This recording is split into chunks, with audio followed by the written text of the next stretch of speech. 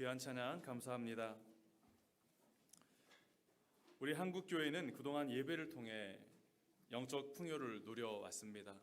우리가 알고 있는 예배만 해도 새벽기도회, 수요기도회, 금요기도회, 그리고 주일예배, 그 이외에도 많은 부흥사경회 등이 있습니다. 정해진 시간에 정해진 장소에서 한 회중으로 모여 하나님을 찾고 하나님의 말씀을 듣고 또한 오늘처럼 성찬을 함께 나누었었습니다. 하나님께서는 그러한 예배와 집회 중에 임재하셔서 풍성한 은혜를 내려 주셨고 한국교회는 지금까지 성장을 하게 되었습니다. 그러나 코로나19라는 팬데믹으로 인해 한 장소에 모이는 것이 잠시 금지되었고 함께 모여 교제하고 찬양하며 기도하고 하는 모든 것들이 멈춰지게 되었습니다. 지구촌 어디나 다 마찬가지였죠. 그로 인해 예배를 향해던 발걸음들이 다 멈추어져 버렸습니다. 지금 많이 회복되고 대면이 시작되었지만 여전히 100%그 이상으로 회복되는 곳은 거의 없습니다. 많이 회복되면 70%, 어떤 데는 50%. 물론 그로 인해서 재정도 어려워지기 시작하고 모든 사역들에 큰 어려움을 겪게 되었습니다. 그래서 총회에서는 한 가지 주제를 정했습니다. 올해는 예배를 회복하자. 예배 회복을 가장 중요한 주제로 정하고 거룩한 예배자가 되기 위해서, 복음의 사람이 되기 위해서 주제를 선정하고 함께 전 교회에 이러한 말씀을 동일하게 올 한 해는 가지고 가자라는 걸 같이 공표하고 거의 1월 1일 이 시간에는 많은 교회에서 총회의 주제를 가지고 함께 설교를 합니다. 이 설교문은 이렇게 설교를 하라고 총회에서 준 설교문입니다. 그래서 그 안에 자의 말이 조금 들어있긴 하지만 여러분, 우리 교회가 지향하는 방향, 그러니까 한국 교회가 지금 어디를 지향하고 있는지를 여러분 잘 살피셔서 여러분 복음의 사람이 되시고 거룩한 예배자가 되시기를 간절히 소망합니다. 포스트 코로나 시대를 맞이하면서 한국 교회는 가장 우선적으로 예배를 회복해야 합니다. 그래서 제107회 총회 주제를 복음의 사람, 예배자로 살게 하소서라고 정했습니다. 그리고 본문의 말씀은 예배 회복과 관련된 시편 50편 그리고 로마서 12장을 선정하게 되었습니다. 시편 50편 5절은 한 공간에 한 회중이 한 공동체로 모이는 예배의 중요성을 강조하고 있습니다. 하나님께서 예배를 받으시기 위하여 성도들을 불러 모으십니다. 5절로 보면 나의 성도들을 내 앞에 모으라. 그들은 제사로 나와 언약한 사람들이니라 라고 말하고 있습니다. 여기서 나의 성도 그리고 제사로 나와 언약한 이들 이라는 표현은 하나님과 성도 사이의 관계를 의미하고 있으며 이 관계는 무엇을 통해서 맺어진다? 제사, 즉 예배를 통해서 맺어진다라고 분명하게 말하고 있습니다.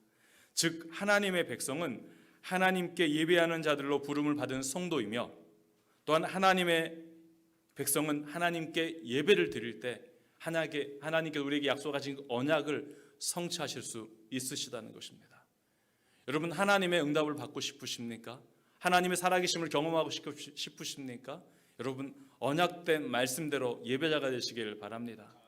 예배의 자리를 여러분 소중히 여기시길 바랍니다.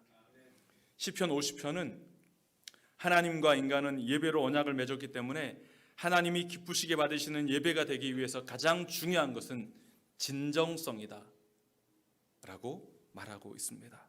이 진정성은 재물의 종류나 예배의 횟수, 부지런함에 있지 않습니다. 예배의 진정성은 감사에 있습니다.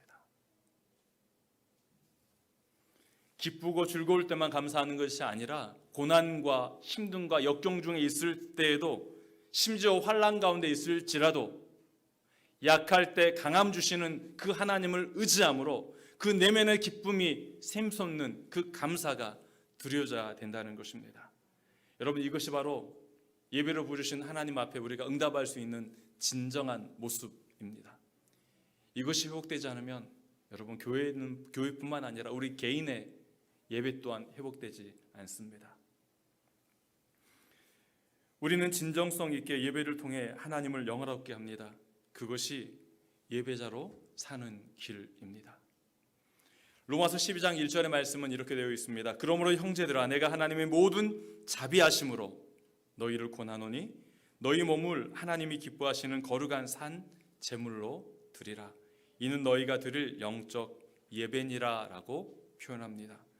여러분, 구약의 제사는 희생 제물을 죽여서 살과 피를 드리는 제사였습니다. 그러나 사도 바울은 신약의 제사는 구약과 다르고 희생 제사가 아닌 새로운 개념을 제시하고 있습니다. 즉, 예배를 드리는 우리 자신을 거룩한 산 제물로 하나님께 드려야 한다고 말씀하고 있습니다. 거룩한 산 제물이 된다는 것은 한편으로는 우리가 잘 알고 있는 것들이에요. 타인을 위하고 존중하며 함께 기뻐하고 반응해주며 타인을 위해 희생하는 삶을 실천하는 것이죠. 성경은 누누이 고아와 과부와 나그네와 객들을 환대하라 라고 이야기를 하고 있습니다. 이스라엘 백성들은 그런 하나님의 말씀을 받들고 지나가는 나그네를 그냥 보내지 않고 언제나 환대해 주었다고 여러분에게 이야기를 했습니다. 하나님께서도 우리를 그렇게 환대해 주시는 분이십니다. 우리는 이 땅을 살아가는 나그네입니다. 저는 또 고아입니다. 여러분 어떠십니까? 마치 이방인처럼 여러분, 우리는 본향은 어디예요? 다 여기 계신 분들 고향 혹시 모르시는 분들 계실 것 같긴 해요. 우리의 고향 어디다? 본향은 하나님의 나라예요. 우린 누구의 백성? 하나님의 백성입니다. 이 땅을 살아가는 우리 모두는 다 누구예요? 나그네입니다. 그렇기 때문에 여러분, 서로가 서로를 환대하고 배려하고 그리고 우는 자들과 함께 울고 같이 기뻐하는 자들과 함께 기뻐할 수 있다면 우리가 하나님의 영적인 가족으로서의 그러한 역할들을 감당하게 된다는 것입니다. 이것이 바로 거룩한 산 제사로 드리는 삶입니다. 내 자존심이 망가지고 여러분 스타일이 좀 구겨지고 아무런 보상이 없을지라도 하나님의 목적을 이루고 하나님 뜻이 이루어질 수 있다면 기뻐할 수 있는 것, 일상 속에서 거룩한 산 제물로 살아가는 삶이 바로 그러한 것입니다. 여러분, 우리가 자녀를 키울 때 집에서 어떻게 되죠? 우리 은총이 같은 아이, 3살짜리 아이가 있을 때는 집에서 엄마 아빠가 다 아기가 되어줘요. 눈높이를 어디에 맞춰요? 아이에게 맞춰요. 여러분, 그것이 사랑하는 비결이에요. 하나님께서 눈높이를 하늘에 맞춰 하나님께 맞추셨다면 우리는 구원받을 자가 아무도 없었고요. 예수님께서 우리의 눈높이를 우리에게 맞추지 않으셨다면 하나님께서 우리에게 눈높이를 맞추셔서 우리와 같은 모습으로 이 땅에 오셨습니다. 여러분, 복음을 증거하는 길은 아주 단순해요. 뭘 하면 돼요? 눈높이를 맞추면 되는 거예요. 이 사람이 무엇을 원하는지 사도 바울은 이렇게 말했죠. 이방인에게 복음을 전하기 위해서 나는 마치 이방인처럼, 유대인에게 복음을 증거하기 위해서는 유대인처럼, 여러분, 청소년에게 복음을 증거하기 위해서는 청소년처럼 생각하고 사고해야 되는 거예요. 영유아부에게 복음을 전하기 위해서는 아이들처럼 사고가 생각하는 게 필요해요. 남편을 전도하기 위해서, 아내를 전도하기 위해서, 부모님을 전도하기 위해서. 여러분, 우리가 누군가를 섬기고자 한다면 그 대상의 입장에서 그들의 눈높이와 그들의 필요를 채우는 것이 가장 중요합니다. 거룩한 예배자, 여러분 올 한 해 그렇게 살아야 되는데요, 눈높이를 맞추며 살아가시길 바랍니다. 그리고 하나님께 지혜가 생기지 않거든 구하십시오. 하나님, 도저히 눈높이를 못 맞추겠어요. 하나님께서 지혜를 주실 줄로 믿습니다. 구약의 제사는 죄로 인해 끊어진 하나님과의 관계를 회복하게 하는 일인데 우리 주 예수 그리스도께서는 이미 십자가의 사건을 통해 단번에 영원한 제물로 드려 하나님과의 관계를 화목하게 하셨습니다. 앞으로 하나님 앞으로 나아가는 새로운 생명의 길이 되어 주셨던 길이죠. 주셨다는 의미입니다. 여러분, 사람에게 나아갈 수 있는 유일한 길, 구원의 길 또한 그리스도이지만 사람께 나아갈 수 있는 유일한 길 또한 그리스도를 통해서만 나아갈 수 있습니다. 여러분, 있는 모습 그대로 내가 다른 사람에게 나아간다면 여러분, 나는 나의 모습, 다듬어지지 않는 모습대로 남들에게 비추어지게 되어져요. 그러한 모습은 복음의 사람이 아니에요. 하나님께 변화된 산 제물이 아니에요. 그리스도를 통해서 내가 다듬어지고 변화되어서 그리스도가 하신 그 길을 따라갈 때 어떠한 길이에요? 제가 누군가를 향해 갈 때 그 길을 먼저 가신 분이 계세요. 그분이 바로 그리스도 예수이십니다. 또한 우리가 믿는 하나님 그분이십니다. 우리가 가야 할 길, 미지의 길이지만 그 길은 언제나 성경에서 하나님은 먼저 가신다라고 말씀하고 있어요. 내가 너보다 앞서가겠다. 그리고 동시에 내가 너희 뒤에 서서 너를 보호해 주겠다. 여러분, 하나님이 나보다 앞서가시고 나의 뒤에서 보호해 주신다면 우리가 살아갈 이유가 있지 않습니까? 살만 나는 인생이 되지 않겠습니까? 여러분, 올 한 해 보이지 않지만 앞서가시는 그분을 인정하시길 바랍니다. 그리고 그분의 발자취를 따라가되 의심하지 마십시다. 주님 계신가요? 여러분, 하나님은 나를 언제나 보고 계시지만 나는 늘 하나님을 보지 못할 때가 많아요. 그러나 중요한 것은 그분은 나보다 앞서가시며 늘 내 곁에서 나를 주시하고 계시는 분이십니다. 머리카락까지 세신 바 되었다라는 말은 좀 더 친밀하다는 의미예요. 여러분, 제가 이렇게 멀리서 머리카락을 셀 수 있을까요? 이렇게? 셀 수 없어요. 머리카락은 어디에 세야 돼요? 가까이 가서 이렇게 하나씩, 하나, 둘 이렇게 세는 거예요. 하나님이 어느 정도로 우리에게 가까이 계신다? 여러분, 바로 그렇게 가까이 계신다는 거예요. 여러분, 가까이 계신 하나님을 우리는 인정하든 인정하지 않든 그건 우리가 중요한 게 아니에요. 하나님께서는 그냥 가까이 계시겠다, 동행하시겠다라고 우리에게 말씀해 주셨습니다. 그 말씀을 신뢰하시길 바랍니다. 아멘. 하나님께서는 독생자 예수를 주시기까지 세상을 사랑하시고 예수 그리스도 또한 인류를 구원하시기 위하여 십자가를 지는 데까지 순종하고 돌아가셨습니다. 그럼에도 불구하고 세상은 겸손하지 않으며 힘과 재물을 과시하고 자기를 드러내는데 익숙합니다. 하나님의 뜻을 따라 세상을 사랑하기 위해서는 내가 희생하고 내가 품어주고 나의 힘을 내려 놓아야 합니다. 최고의 예배 모델은 예수님께서 십자가에 보이신 순종과 죽음입니다. 예배는 사랑으로 역사하시는 하나님을 만나는 것이므로 예배를 제대로 드리면 하나님을 만나게 되고 그로 인해 참된 사랑을 실천할 수 있는 힘을 얻게 되어집니다. 참된 예배를 통해서만 하나님의 능력이 임한다는 사실을 기억하십시다. 로마서 12장 2절의 말씀은 너희는 이 세대를 본받지 말고 오직 마음을 새롭게 함으로 변화를 받아 하나님의 선하시고 기뻐하시고 온전하신 뜻이 무엇인지 분별하도록 하라고 기록되어 있습니다.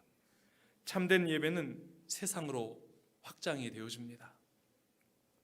하나님의 원리와 세상의 원리는 다르므로 예배를 통해 하나님을 만나고 하나님의 말씀을 듣고 고민하고 기도하던 문제에 대해 하나님의 응답을 받은 다음에는 우리의 삶의 자리로 나아가셔서 그 받은 응답을 실천하는 것이 예배자의 자리요 예배자로서의 삶이요 복음의 사람으로서의 삶이라는 사실을 기억하십시다. 자신을 산 제물로 하나님께 영적인 예배를 드린 자들은 예수님의 부르심과 같이 세상의 빛으로 살아갑니다. 그리스도의 몸된 교회인 우리가 복음의 말씀을 따라 세상에서 살지 않으면 역으로 세상의 논리가 교회로 들어오게 되어집니다. 여러분, 이렇게 되면 교회는 나누어집니다. 여러분, 교회는 어떻게 운영이 되어져요? 보이는 것과 보이지 않는 것이 융합되어서 교회가 운영이 되어집니다. 그래서 믿음의 영역은 보이지 않아요. 여러분, 우리의 삶은 눈에 보이지 않는 영역이 늘 있습니다. 신비하게도 우리의 삶을 내가 준비하지 않았음에도 불구하고 우리는 누리며 살 수 있는 모든 것들을 다 누리며 살고 있습니다. 내가 준비한 것들이 아니에요. 그럼에도 불구하고 우리가 살아갈 때 큰 지장이 없이 살아가는 것이죠. 여러분, 신앙생활도 마찬가지예요. 내가 구하지 못한 것들이 너무나 많은데도 불구하고 내가 하나님을 믿으며 살아가는 것이 불편하지 않아요. 왜? 내가 구한 것뿐만 아니라 내가 구하지 아니한 것들, 보이지 않는 것들까지도 하나님께서 예비하여 주시기 때문입니다. 교회도 마찬가지예요. 교회는 믿음의 눈을 가지고 살아가야 되지만 동시에 현실을 직시해야 됩니다. 여러분, 눈에 보이는 것이 있지만 눈에 보이지 않는 하나님의 역사가 있기에 우리는 교회 또한 믿음으로 그렇게 하나님께 맡기며 나아가는 것이고 우리의 가정도 우리의 자녀들도 하나님께 맡기며 나아가는 것입니다. 하나님은 우리가 구하지 아니한 것들까지도 세밀하게 응답하시며 우리와 동행하시는 분이십니다. 여러분, 혹시 세상의 논리가 이렇게 들어와서 여러분 교회에서 혹시 다른 것들이 이야기되어질 때 참된 진리를 파악하신 분들은 여러분 바로바로 이렇게 이야기를 해주셔야 됩니다. 그리고 혹시 주변의 신앙인들이 복음으로 살아가지 않고 세상의 논리를 자꾸자꾸 이야기하며 이러한 것들을 마치 진리인 양 이야기할 때 그것은 아니다라고 여러분 분명하게 그것은 조금 잘못된 길인 것 같다라고 말씀하시면서 우리는 신앙의 길을 계속적으로 돌이켜서 바른 길을 갈 수 있도록 끝까지 인도함을 받아야 하는 것입니다. 하나님께 예배하는 자는 복음의 사람들이며 예배자로 산다는 것은 이미 우리 가운데 임재하였으나 아직 완성되지 않은 하나님의 나라를 이 땅에 구현하며 살아가는 것입니다. 그것이 하나님이 기뻐하시는 거룩한 산 제물로 자신을 드리는 진정한 예배의 삶을 사는 것이죠. 우리가 잘 알고 있는 웨스트민스터 신앙고백 소요리 문답 1번에 이러한 질문이 있습니다. 인간의 제일 되는 목적은 무엇입니까? 이렇게 묻죠. 거기에 대해서 답이 이렇게 되어 있어요. 인간의 제일 되는 목적은 하나님을 영화롭게 하고 그리고 그것을 즐거워하는 것이다. 여러분, 하나님을 영화롭게 할 때 하나님께서 우리의 삶을 인도해 주십니다. 인도해 주신다는 그것을 즐거워할 때 그것이 우리 인생의 참된 목적이라는 거예요. 복음의 사람이 예배자로 살아가기 위해서 이러한 인식 속에 우리의 삶을 온전히 다 드리고 살아가야 합니다.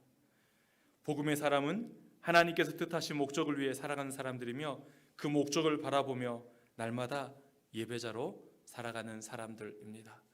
바라기는 우리에게 허락하신 2023년 새해 복음의 사람이 되셔서 예배자로서 살아가며 세상을 변화시키며 여러분의 가정을 변화시키고 주변의 많은 사람들을 그리스도께 돌아오게 하는 거룩한 사람으로 살아가시길 간절히 축원합니다. 기도하겠습니다. 하나님, 우리와 함께하여 주시고 인도하여 주시며 우리가 하나님의 뜻을 따라 살아갈 수 있도록 도우시며 역사하여 주옵소서. 예수님의